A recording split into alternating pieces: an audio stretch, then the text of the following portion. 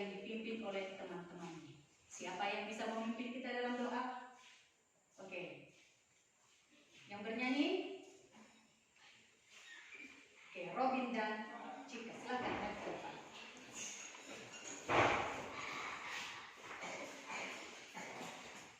Mari kita menyanyi sebuah pujian. Segala puji syukur tiga yang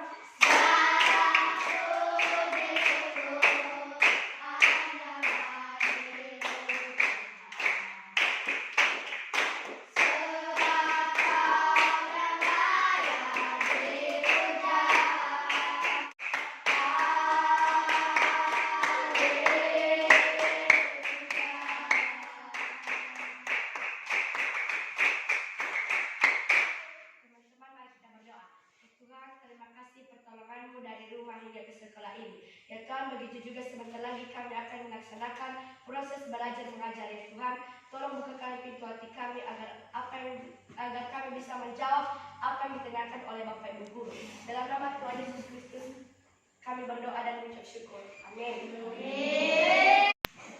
Nah, baiklah, sekarang kita akan mengecek kehadiran anak-anak kami. Dengarkan namamu.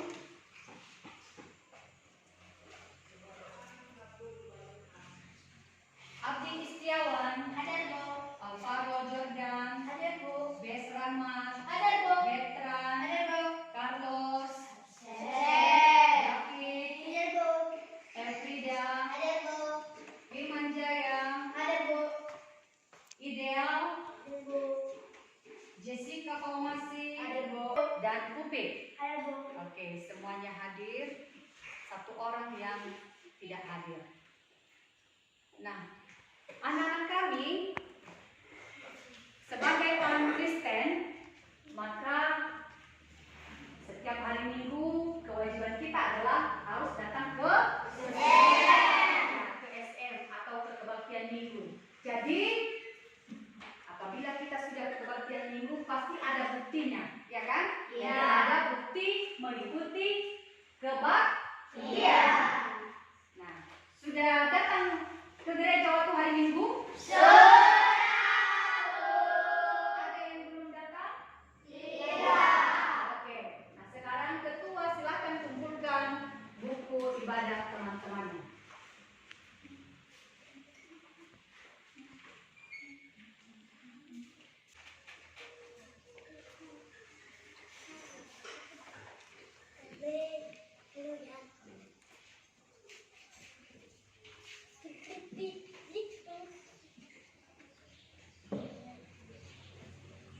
Nah, baiklah. Minggu lalu kita sudah belajar tentang materi kejatuhan manusia ke dalam Dosa. Jadi dalam cerita itu dikisahkan bagaimana ketika manusia jatuh ke dalam Dosa. Pada hari ini kita akan melanjutkan materi itu dengan judul yaitu dampak dosa. Apa judul kita hari ini? Dampak dosa. Dampak dosa. Ya, apabila manusia sudah jatuh ke dalam dosa, maka pasti ada dampaknya. Ketika kita melakukan yang tidak baik, maka pasti ada dampaknya. Ya, dampak dosa. Namun sebelum kita masuk ke materi kita pada hari ini, maka kita perlu tahu apa kompetensi dasar pada materi ini. Ya, yaitu kompetensi dasar kita yaitu memahami bahwa semua manusia berdosa sehingga perlu bertobat. Ya, sekali lagi memahami bahwa semua manusia berdosa sehingga perlu bertobat. Ya, tidak ada yang sempurna di dunia ini. Semua manusia berdosa. Karena manusia berdosa perlu bertobat. Ya, itu yang menjadi kompetensi dasar. Yang menjadi indikator, ya, indikator pencapaian kompetensi adalah yang pertama menjelaskan arti dosa. Jadi dalam proses pembelajaran ini nanti anak-anak kami diharapkan bisa menjelaskan apa itu pengertian dosa. Ya. Nah, kemudian yaitu menjelaskan dampak dosa. Jadi dengan belajar materi ini nanti kita akan melihat apa saja dampak-dampak dari dosa itu. Dan yang ketiga yaitu mendalami bahan Alkitab. Ya, kita akan melihat nanti satu cerita bagaimana cerita dalam Alkitab. Kita akan bahas di sini nanti. Jadi mendalami cerita Alkitab. Dan yang menjadi tujuan kita, ya, kita belajar dampak dosa ini tentu ada tujuannya. Tujuan kita adalah menjelaskan arti dosa. Dengan belajar dampak dosa ini nanti anak-anak kami diharapkan dapat menjelaskan atau mampu menjelaskan apa itu arti dosa. Ya, apa arti dosa? Dan yang kedua, dengan belajar dampak dosa ini, maka anak-anak kami bisa memahami dan menyebutkan dampak dosa. Jadi bisa memahami dan menyebutkan apa itu dampak dosa. Ya, nah, itu yang menjadi tujuan pembelajaran kita. Nah, sekarang kita akan masuk pada materi kita. Materi kita adalah dampak dosa. Nah, dampak dosa ini nanti kita akan, semua sudah bawa Alkitab? Sudah. Coba buka Alkitabmu Kejadian pasal 4. Kejadian pasal 4 ayat 1 sampai 16. Kejadian pasal 4 ayat 1 sampai 16. Kejadian. Nah, perhatikan dalam cerita itu dikisahkan bagaimana cerita tentang Kain dan Habel. Ya. Berbicara tentang Kain dan Habel. Jadi begini ceritanya, dengarkan ke sini. Jadi Adam dan Hawa ini adalah pasangan suami istri.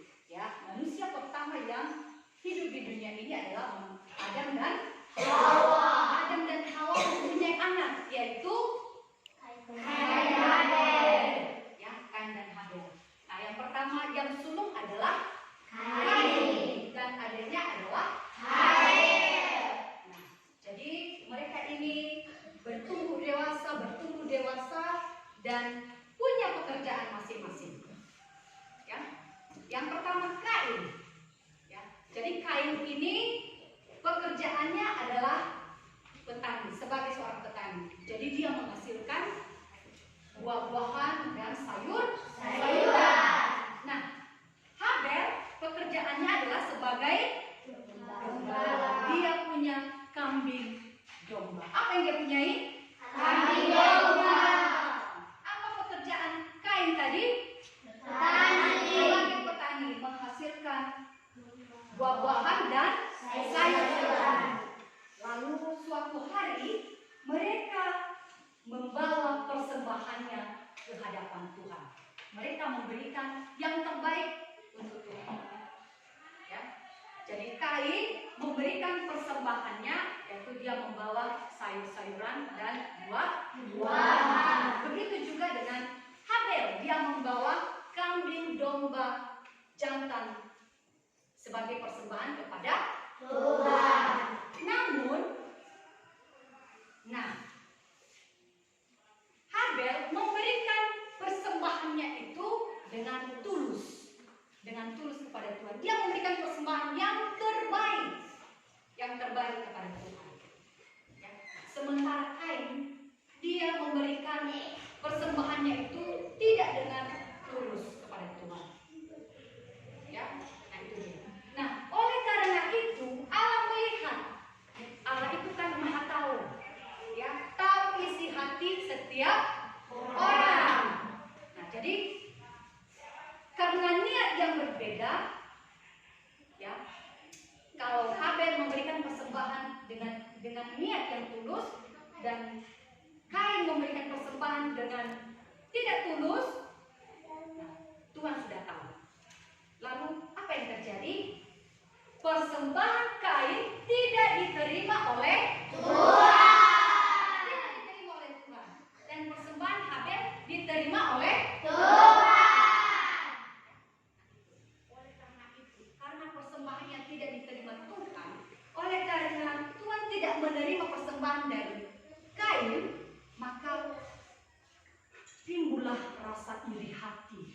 sakit hati, rasa marah di dalam hati Kain.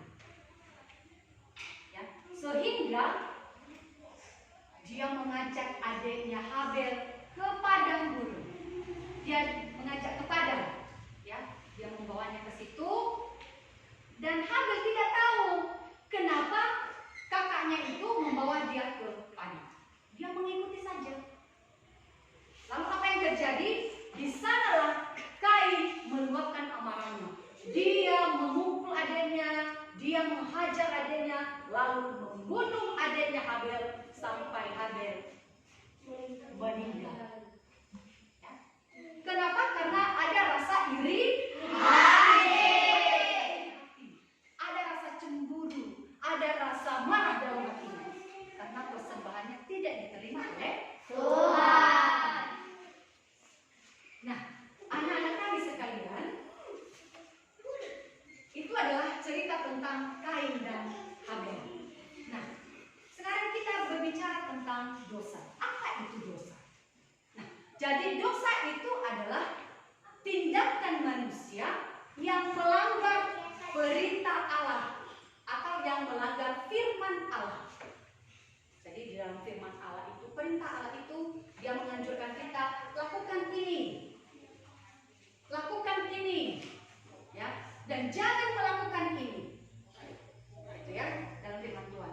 Jadi ketika Tuhan mengatakan jangan membunuh, nah jadi harus kita ikuti. Ketika kita tidak mengikuti perintah Tuhan, maka kita sudah melakukan dosa. Kita sudah melakukan dosa.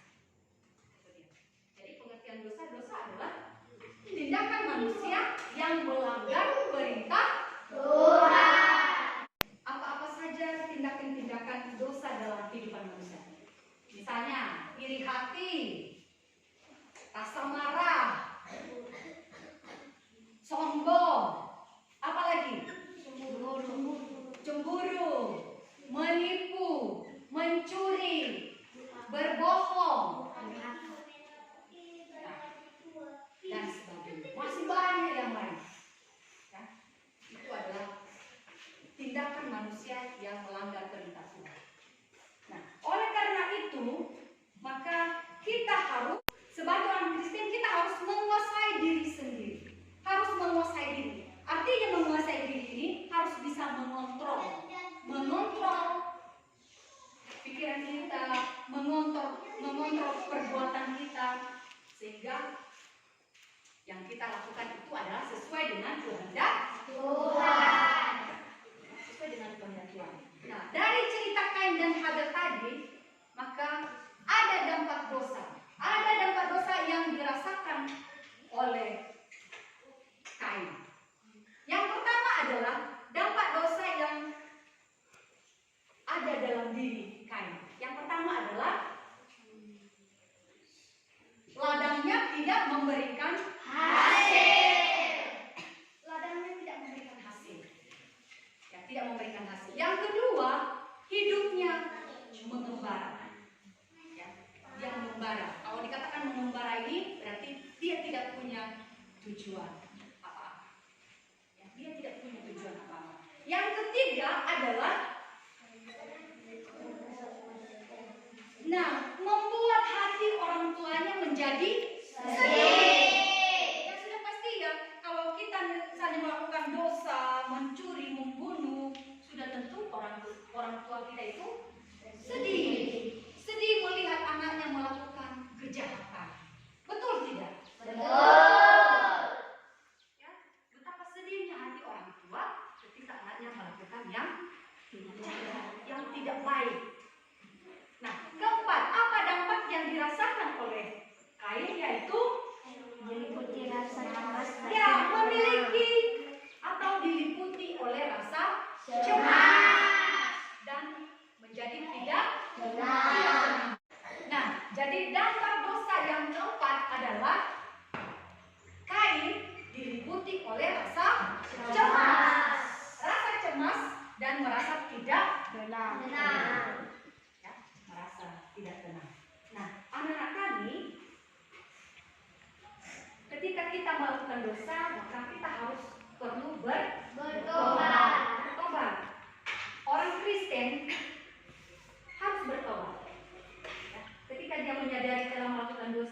manusia itu harus bertobat. Nah, kenapa kita harus bertobat? Yaitu supaya hubungan kita dengan Allah menjadi baik. Ya, kalau tadi manusia melakukan dosa, itu hubungan manusia dengan Allah itu sudah rusak. Nah, jadi ketika kita bertobat, jadi hubungan yang baik itu menjadi lebih baik. Hubungan kita dengan Allah menjadi lebih baik. Begitu juga hubungan kita dengan sesama. Kita bertobat sehingga hubungan kita dengan sesama kita juga menjadi baik. Ya, itu alasan pertama mengapa kita harus bertobat. Dan yang kedua adalah karena hanya Yesus yang dapat membersihkan kita dari segala dosa. Ya, hanya kepada Yesus. Hanya Tuhan Yesuslah yang mampu membersihkan, menghapuskan semua dosa-dosa kita. Atau ada yang lain? Tidak. Hanya di dalam Tuhan Yesus. Ya, itu dia. Nah, bagaimana cara kita supaya kita bisa dijauhkan dari dosa? Apa hal yang harus kita lakukan supaya kita itu terhindar dari dosa? Yang pertama itu kita harus berdoa. Ya, berdoa, membaca Alkitab, rajin beribadah. Ya, dengan kita berdoa itu berarti kita berkomunikasi atau berbicara atau bercakap-cakap dengan Tuhan. Jadi hubungan kita dengan Tuhan itu sangat dekat. Ketika kita membaca firman Tuhan, ya, maka kita itu sedang bercakap-cakap juga dengan Tuhan. Tuhan mengatakan, lakukan ini, ya, hormati orang tuamu. Jadi hubungan kita dengan Tuhan itu dekat. Begitu juga kalau beribadah. Beribadah berarti kita bersekutu dengan Tuhan. Ya, lewat persekutuan kita berjumpa dengan Tuhan di dalam beribadah. Yang kedua, cara kedua adalah harus dapat menguasai diri. Ya, menguasai diri. Jadi mengontrol diri. Kita melakukan hal-hal yang baik. Bagaimana ketika kita melihat sesuatu yang jahat, oh jangan. Jadi diri kita harus kita kuasai, menguasai diri, mengontrol, ya, supaya kita tidak terjauhkan dari, supaya kita jauh dari dosa, gitu ya. Nah, yang ketiga yaitu mendengar dan menyanyikan lagu rohani agar iman kita semakin kuat. Ya. Ketika saya menyanyi seperti ini, Bapa sentuh hatiku, ya kan? Nah, seolah-olah Tuhan itu sangat dekat. Dia sedang menyentuh hatiku. Ya, Tuhan itu sedang menyentuh hatiku. Jadi Tuhan itu sangat dekat. Sehingga ketika Tuhan dekat dalam hidup kita, perbuatan dosa yang jahat-jahat itu, yang tidak bagus itu terjauhkan dari hidup kita. Ya. Nah, jadi itu cara kita menjauhkan diri dari dosa. Ya, ada 3 cara. Yang pertama adalah berdoa. Apa yang pertama? Berdoa.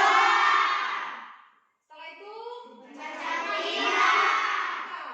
Apa lagi? Beribadah. Yang kedua, menguasai diri. Ya, mampu menguasai diri. Dan yang ketiga adalah mendengarkan dan menyanyikan lagu rohani sehingga iman kita semakin kuat. Oke. Nah, sekarang dari penjelasan materi ini, bagi anak-anak kami yang merasa kurang mengerti, kurang paham tentang dampak dosa ini, maka saya memberikan kesempatan kepada anak-anak kami untuk bertanya. Kalau ada yang bertanya, silakan bertanya. Unjuk tangan. Yang bertanya. Oke, banyak sekali yang bertanya. Oke. Oke. Tapi saya akan memilih beberapa orang saja. Turunkan tangan. Silakan teman kamu Jordan bertanya. Mengapa kita harus meminta ampun kepada Tuhan? Mengapa kita harus meminta ampun kepada Tuhan? Silakan duduk. Oke, mengapa kita harus meminta ampun kepada Tuhan? Oke, siapa yang mau menjawab? Yang mau menjawab? Oke, banyak ya. Nah, saya akan pilih Serlin untuk menjawab pertanyaan dari Jordan. Karena hanya Tuhanlah yang mampu membersihkan dan mengampuni dosa-dosa kita. Oke, karena hanya Tuhanlah yang mampu membersihkan atau yang mampu mengampuni semua dosa-dosa kita. Jadi, kenapa kita harus meminta ampun? Kita ini kan manusia berdosa. Ya, manusia berdosa. Manusia di dunia ini tidak ada yang sempurna. Jadi, kita itu harus meminta ampun atau memohon pengampunan dari Tuhan. Tidak ada yang lain, hanya kepada Tuhan. Hanya kepada Tuhan saja, bukan kepada yang lainnya. Karena hanya Tuhan yang mampu mengampuni, memaafkan segala dosa-dosa kita. Ya? Nah, itu dia. Bagaimana Jordan, sudah jelas? Sudah. Baiklah, sekarang kita akan membuat diskusi kelompok. Jadi saya akan membentuk 4 kelompok. Ya, ini kelompok 1, kelompok 2, kelompok 3, dan kelompok 4. Nah, silakan dibentuk mejanya. Baiklah. Sekarang saya akan membagikan lembar kerja anak-anak kami.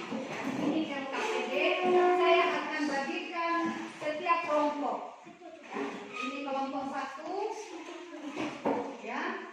Kelompok 1. Ini untuk kelompok 2.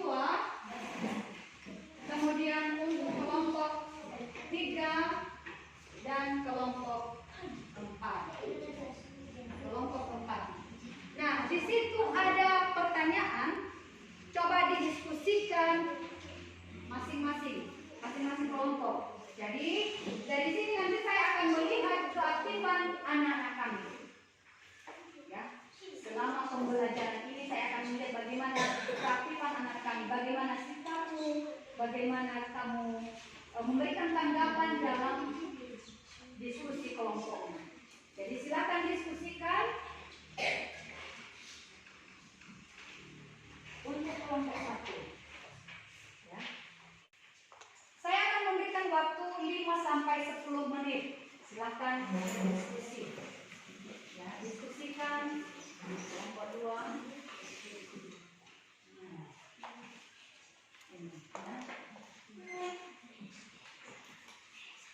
Kelompok 3. Kalau ada kelemahan silakan ditanyakan. Ada yang kurang jelas ditanyakan, diskusikan. Oke ya.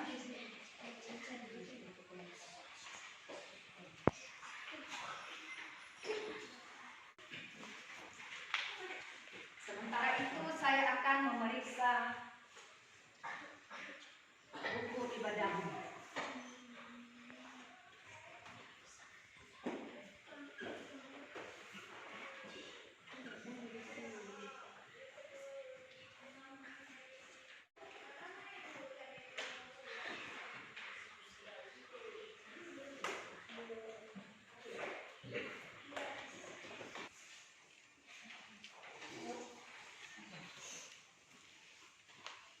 Nah, sudah siap semua?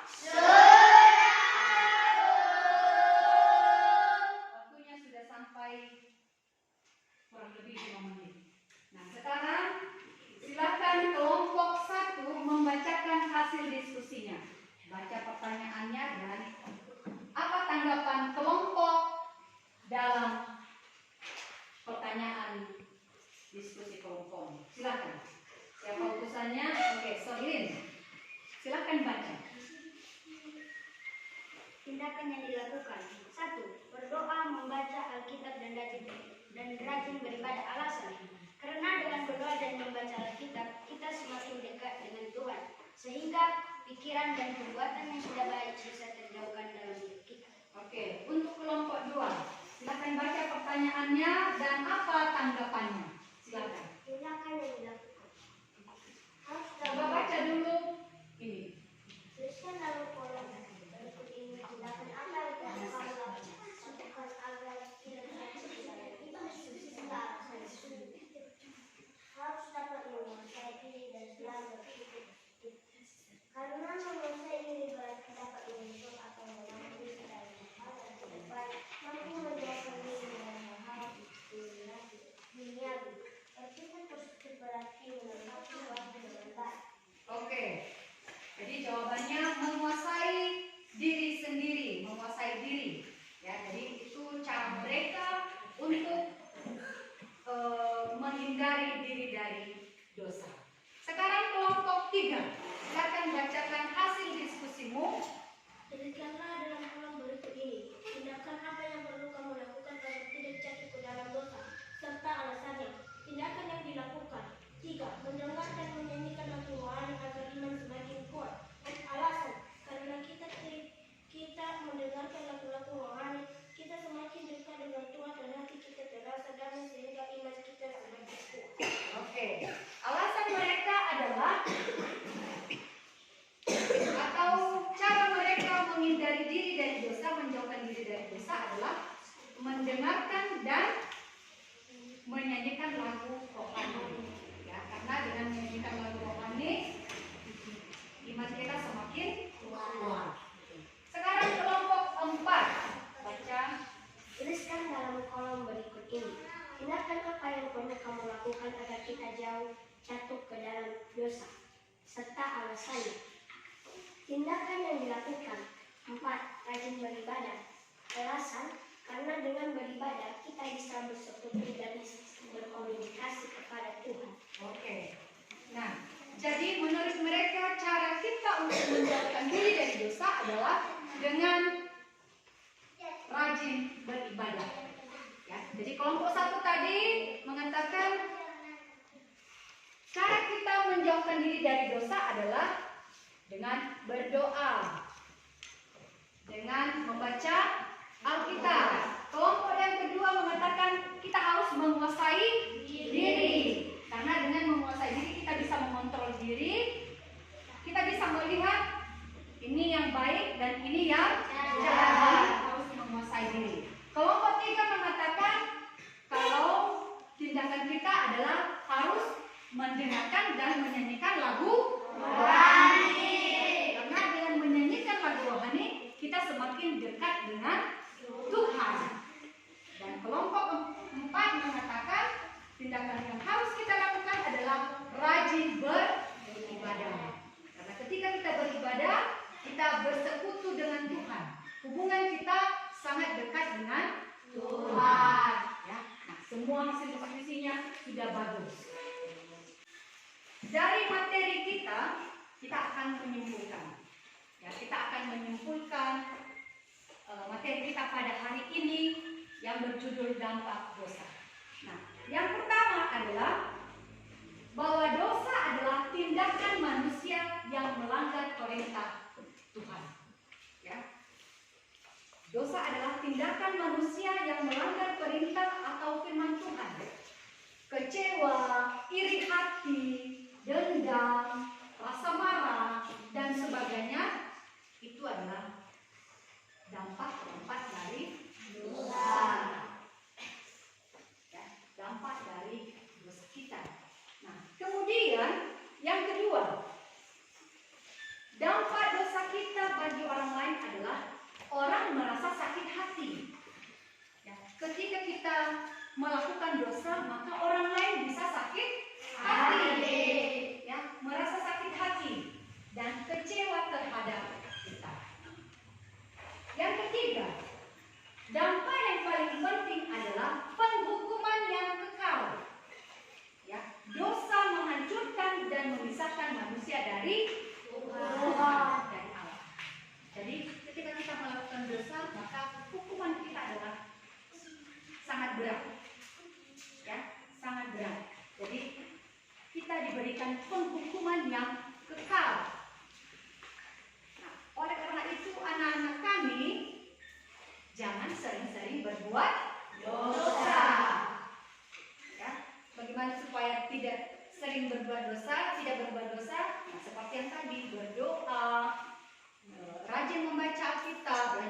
berolahraga, menguasai diri, menyanyikan lagu rohani. Itu ya. Jadi supaya kita itu tidak mendapatkan hukuman yang kekal. Penghukuman yang kekal dari Allah. Dan yang terakhir adalah kesimpulannya, kita harus meminta ampun kepada Tuhan dan bertekad untuk tidak berbuat dosa lagi. Berjanji, ya, berjanji untuk tidak berbuat dosa lagi. Ya, itu dia. Karena hanya Tuhanlah yang mampu menghapuskan semua dosa-dosa kita. Betul tidak? Saya akan memberikan tugas di rumah kepada anak-anak kami. LKPD 2. Saya akan membagikan LKPD kepada anak-anak kami. Silakan dikerjakan di rumah secara mandiri. Ya, dikerjakan di rumah secara mandiri. Saya akan membagikan kepada anak-anak kami. Nah, tugas ini kita kumpulkan minggu depan, ya, pada saat pembelajaran berikutnya. Nah, saya akan tagih nanti tugasnya, silakan dikerjakan di rumah dengan baik. Sampai di sini materi kita pada hari ini tentang dampak dosa, dan silakan baca-baca bukumu di rumah, kerjakan tugasmu di rumah, sehingga pada waktu pertemuan berikut nanti tugasnya semua sudah siap, selesai dan siap untuk diperiksa. Teman kita pada pagi hari ini, maka silakan anak-anak kami memimpin kita di dalam doa. Siapa yang bisa berdoa? Di depan, silakan.